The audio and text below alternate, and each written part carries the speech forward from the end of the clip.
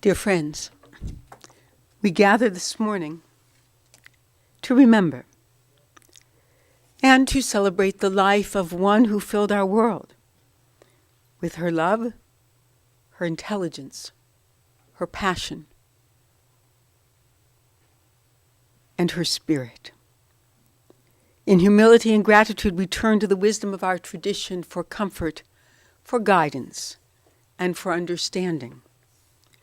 I lift up my eyes to the mountains. From where comes my help? My help will come from God, the maker of heaven and earth. Esainai el Eharim me'ayin Yavo Ezri Esainai el Eharim me'ayin Yavo Ezri Me'im Adonai Oseh Shamayim Baretz Ezri Me'im Adonai Oseh Shamayim Varetz. I lift up my eyes unto the mountains. From where will my help come? I lift up my eyes unto the mountains. From where will my help come?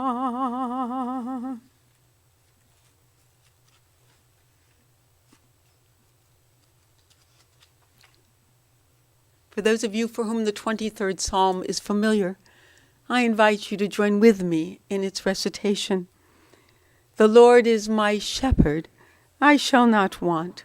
He maketh me to lie down in green pastures. He leadeth me beside the still waters. He restoreth my soul. He guideth me in straight paths for his name's sake. Yea, though I walk through the valley of the shadow of death, I will fear no evil, for thou art with me. Thy rod and thy staff, they comfort me. Thou preparest a table before me in the presence of mine enemies. Thou hast anointed my head with oil. My cup runneth over. Surely goodness and mercy shall follow me all the days of my life, and I shall dwell in the house of the Lord forever. When I die, remember me with a smile and laughter.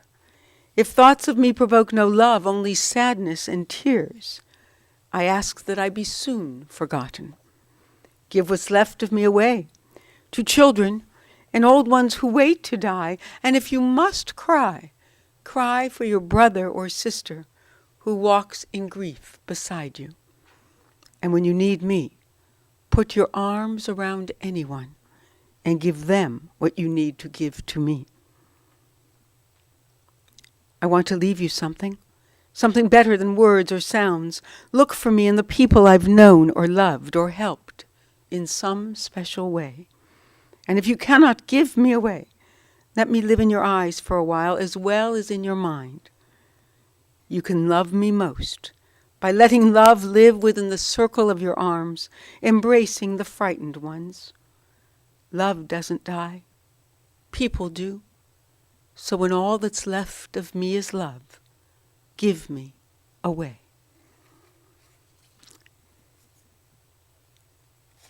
It is a fearful thing to love what death can touch.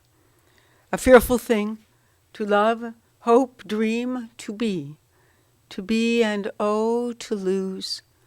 A thing for fools this, and a holy thing. a holy thing to love. For your life has lived in me, your laugh once lifted me, your word was gift to me. To remember this brings painful joy. 'Tis a human thing, love, a holy thing, to love what death has touched.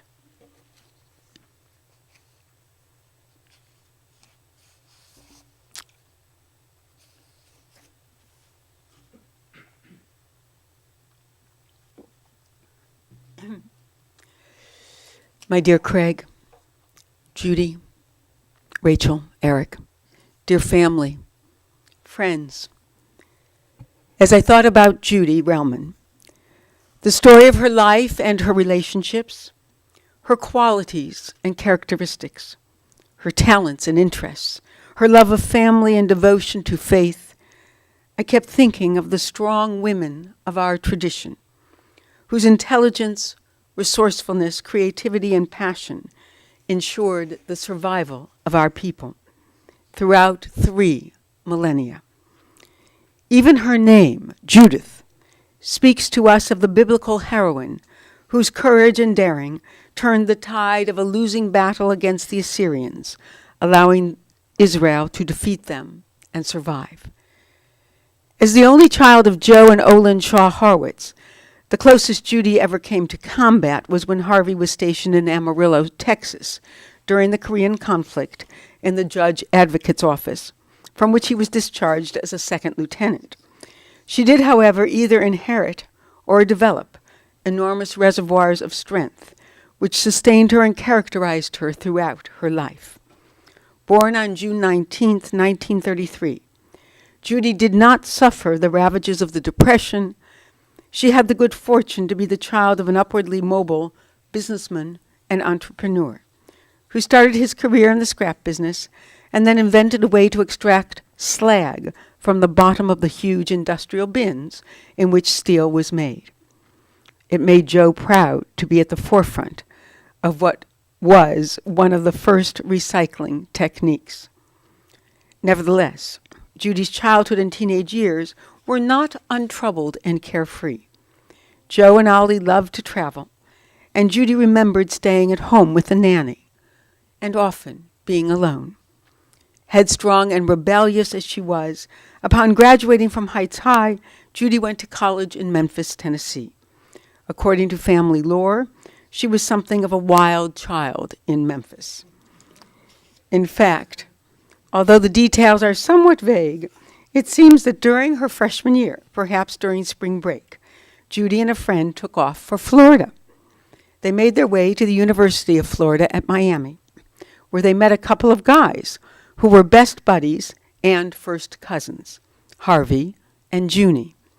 Truth be told, Judy was infatuated with Junie, but in her fruitless pursuit of him, she found herself spending a lot of time with Harvey. She may not have realized what was happening, but Harvey Relman did. He was a law school student, and she was just a freshman. But after she returned to Memphis, he convinced her to come back to Miami after the summer break, presumably so that they might pursue their relationship in earnest. They married on March 28, 1953. In keeping with so many parts of Judy's life, they were a somewhat unlikely pair. In many ways, Judy's life was a study in contrasts and even contradictions. Whereas many might have envied the relative material comfort of her earliest years, she felt the emotional absence of parents whose attention was focused elsewhere. An exceedingly intelligent woman, she never completed more than 2 years of college. She was a person who could talk to anyone about anything, who could be thoroughly delightful in social contexts. I remember enjoying every interaction I ever had with her. And yet, especially in these last years, she pulled away from friends and relationships. She was an active, involved presence in our congregation and community. She was the chair of our YPC, our Young People's Congregation Preschool Committee, and with Harvey was active in all areas of the YPC. She was a devoted member of Hadassah and of ORT. Although not everyone could see it, Judy had her father's compassion and looked for opportunities to help others. She was a perfectionist who would not see a doctor or a dentist. Even as many long-time relationships eluded her, she embraced her grandchildren, Rachel and Eric, with all her heart and soul. Even though grandparents had been mostly available to Scott and Craig during formal times and visits to Florida, Judy made sure that she and Harvey were an integral part of Rachel and Eric's lives.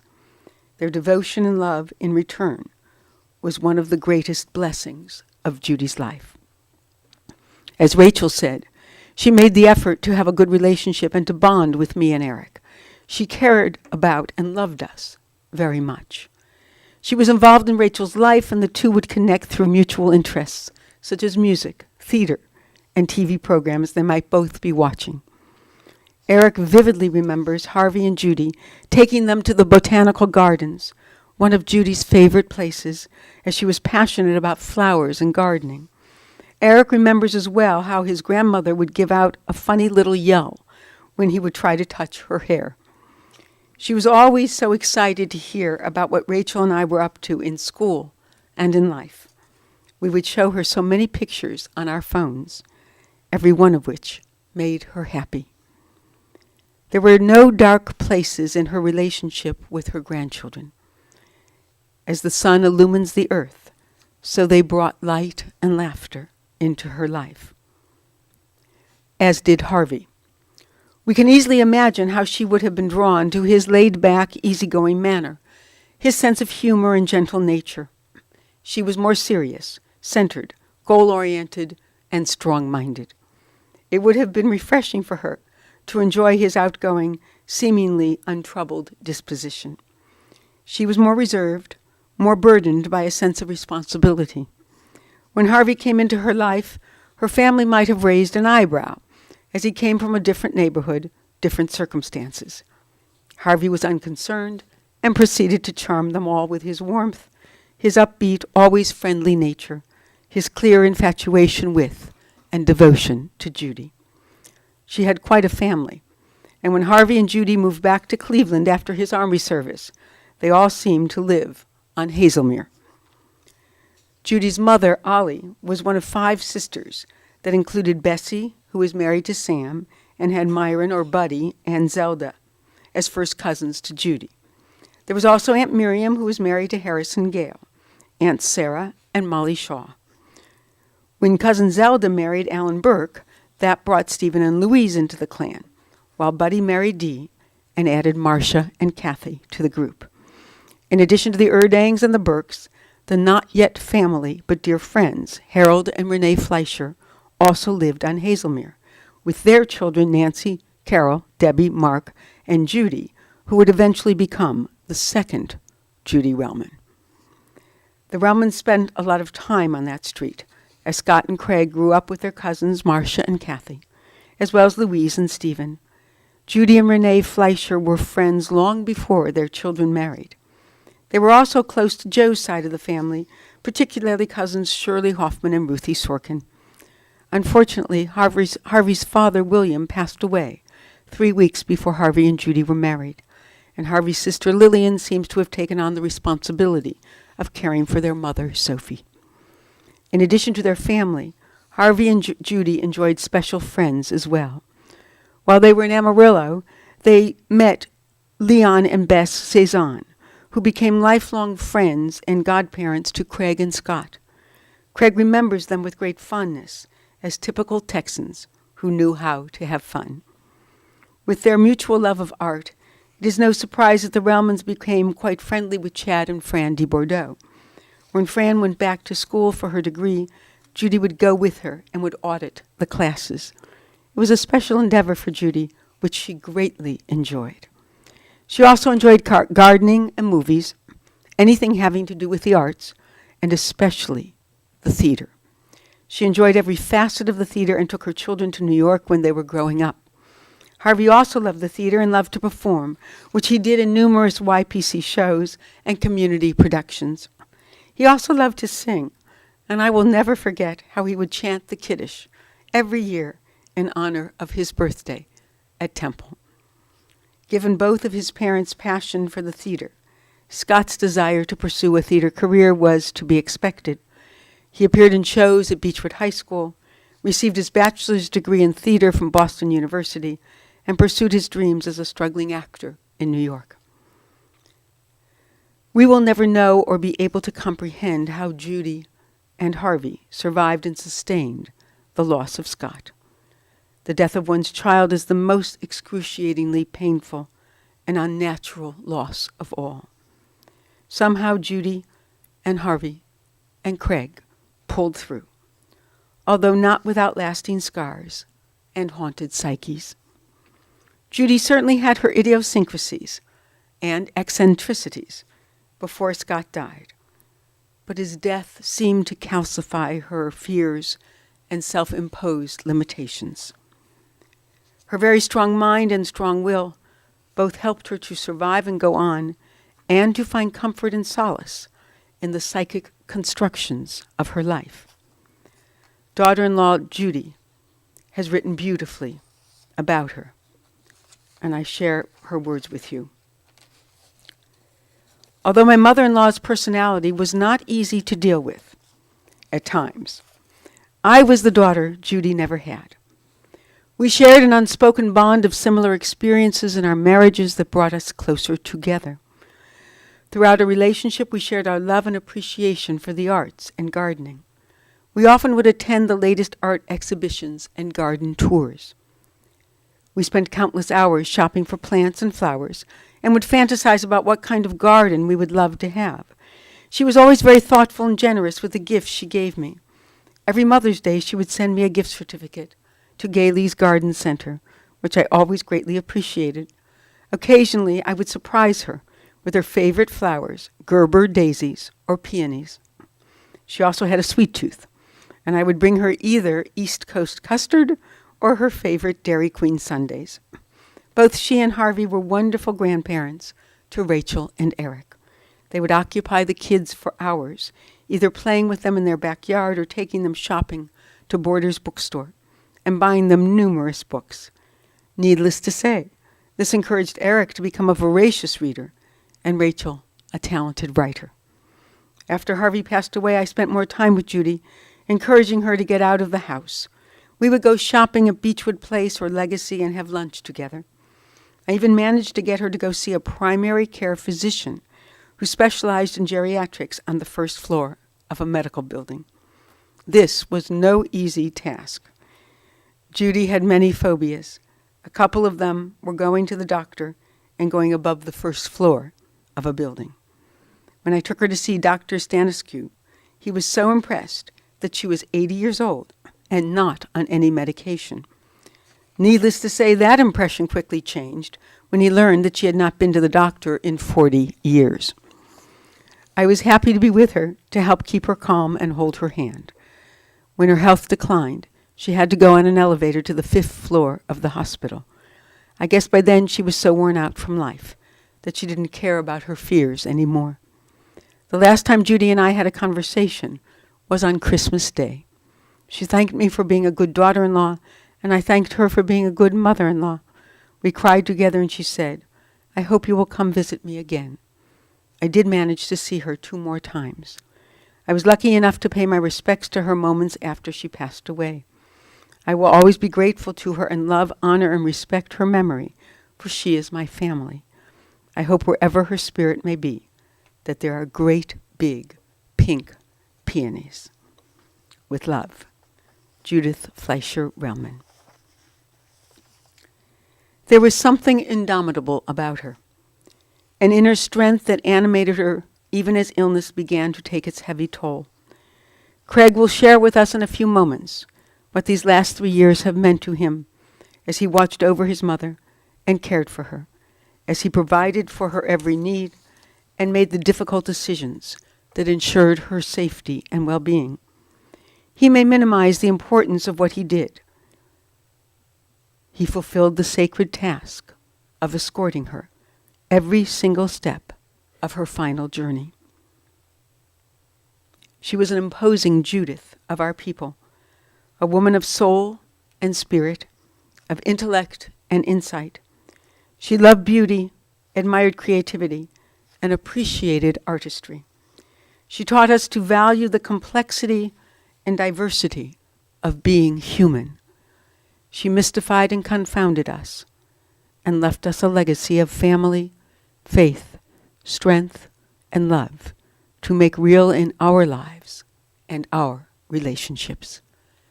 Zichrona livracha. May her memory be always a blessing. And we say, Amen.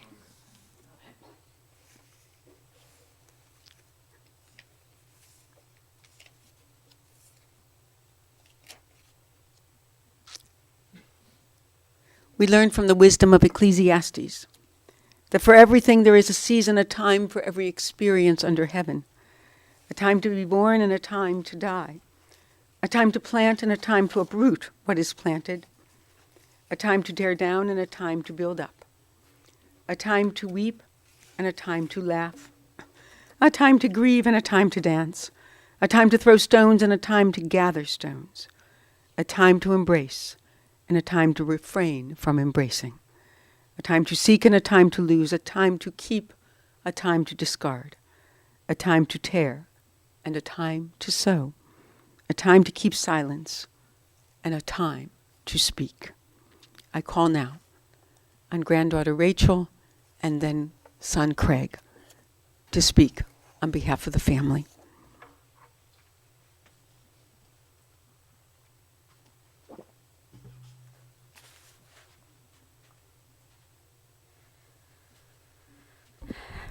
Hello. Thank you guys for coming.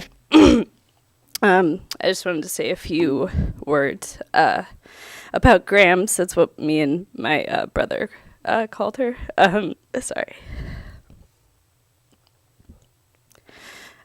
We were very close. As you guys heard, both of my grandparents were very involved in our lives, and it really made a difference for me to have such loving grandparents.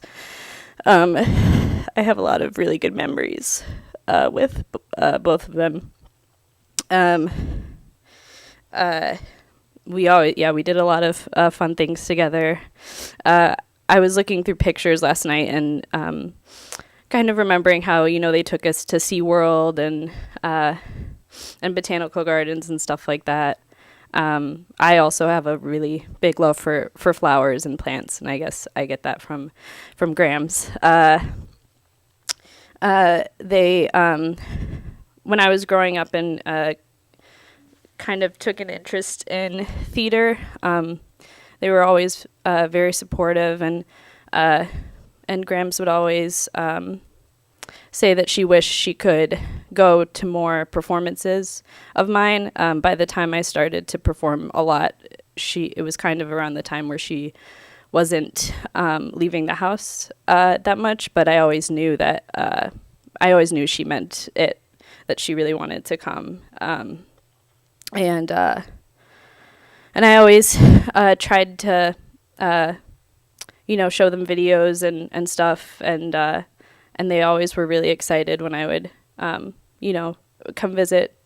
The last 4 years I've lived in Chicago, and when I would come visit and tell them all of that, she was always very excited about what I was up to.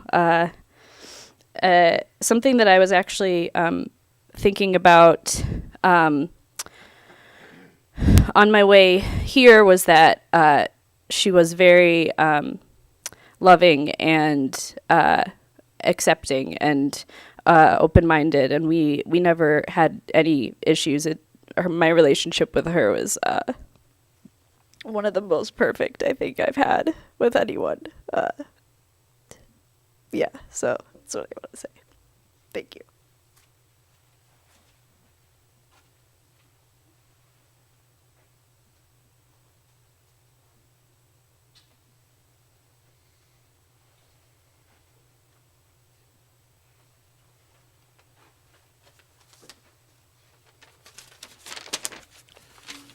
I wanted to thank everyone for coming. I wanted to start out, thank the canner for her beautiful and kind words about my mom, very thoughtful. It's amazing how you piece together from bits and pieces of information.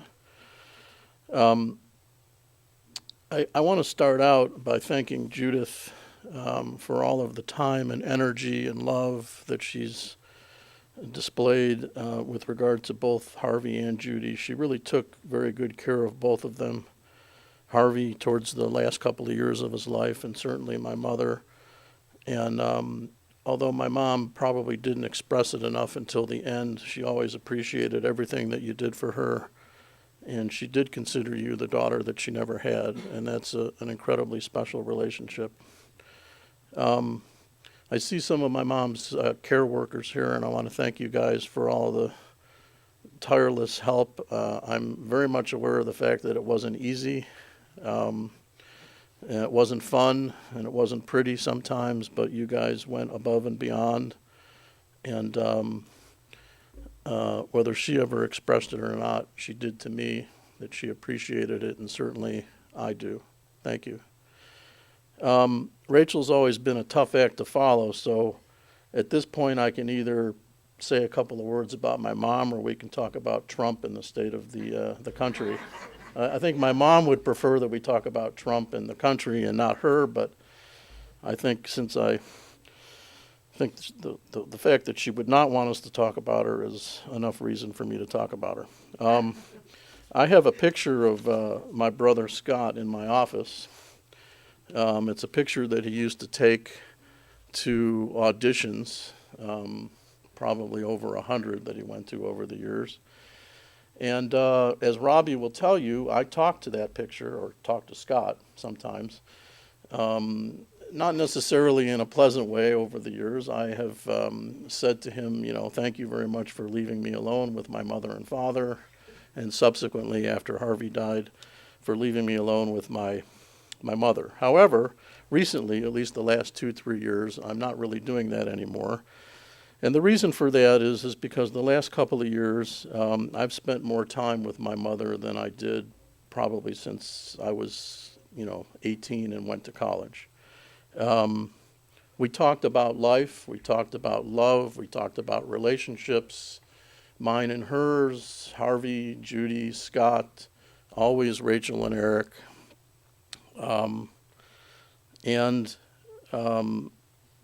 We also talked about not just personal things, but when she was lucid, about things that were going on in the world. My mom, although some of you might not know that or some of you might not remember, she did have a keen interest in what was going on in the world, not just in her own family. And of course, we always talked about Rachel and Eric, and she always wanted to know what they were doing in Chicago and every single detail of what was going on in their lives. Sometimes we would be sitting face to face and we would start laughing. Sometimes it was at each other and sometimes it was with each other. And my mom would look at me and say, "Why are we laughing?" And I would tell her that I was laughing because I knew she didn't think this, and I certainly didn't think it most of my life, that we would be the two that would end up together. Not Harvey and not Scott, but me, even though I know deep down that she probably would have preferred it to be Scott, which is okay. I'm all right with that. But I think in the end it was meant to be that I held her hand as she took her last breath in the hospital. The last few years we attempted, and sometimes we were successful, to soothe over some old and very deep wounds. It wasn't very easy, it was very difficult, but I think it was very liberating for both of us.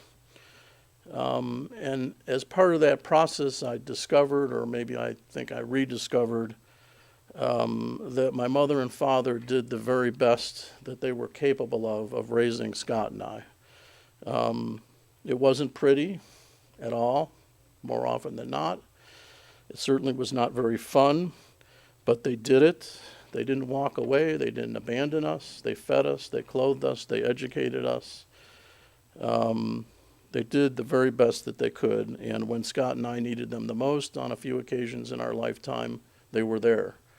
And I guess in hindsight, I ask rhetorically, what more can a child ask from their parent? The lesson for me, and I hope for my children from all of this, is that if I had let the anger or resentment or disappointment that some of you know about stemming from my life with my mother and father and with Scott, I would have missed out on the most precious 3 years that I've spent with my mother in my entire life. In some ways, we had a very long and overdue reconciliation, and I'm very thankful for that. My mom is now with her beloved Harvey and, of course, her son Scott, who she loved with every ounce of energy that she had, and I hope that she finally is resting in peace. Amen.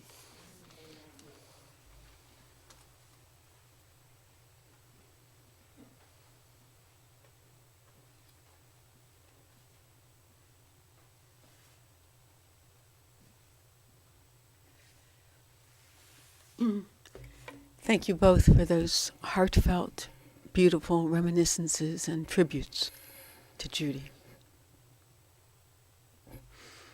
Oh God, you give us loved ones and make them the strength of our life, the light of our eyes.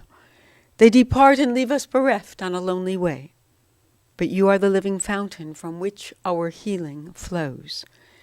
To you the stricken look for comfort and the sorrow-laden for consolation. O God, we see life as through windows that open on eternity. We see that love endures and the soul endures as you, O God, endure forever. We see that the years are more than grass that withers, more than flowers that fade. They weave a timeless pattern in a world that is the dwelling place of your love and glory. Please rise.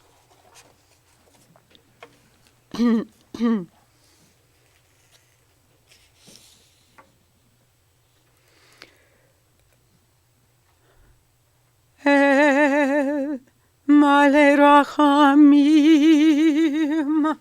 shochen b'maromim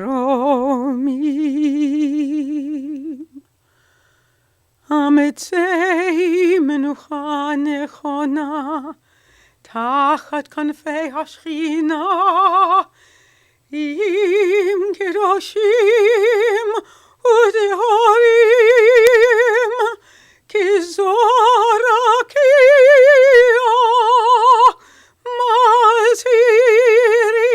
Mazirim Et Nishmat Malka Shoshana Bat Yosef Rivka Shalcha Leolama Bal Harachamim Yastireha Beseta Knafav Leolamim Vitra Achayim Et Nishmata Adonai Unachalata V'tanuach b'shalom al mishkava v'nomar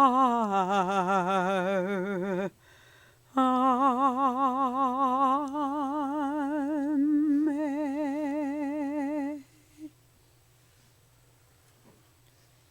Compassionate God, Eternal Spirit of the universe, grant perfect rest in your sheltering presence to Judy S. Relman, who has entered eternity. O God of mercy, let her find refuge in the eternal presence, in your eternal presence, and let her soul be bound up in the bond of everlasting life. God is her inheritance. May she rest in peace. And let us say, Amen. We will proceed now in procession to the cemetery, which is Mayfield, after which the family has asked me to invite Everyone to Beachmont Country Club at 29600 Chagrin Boulevard. Contributions are suggested to the Cantor Sarah Sager Music Fund at Fairmont Temple in Beechwood.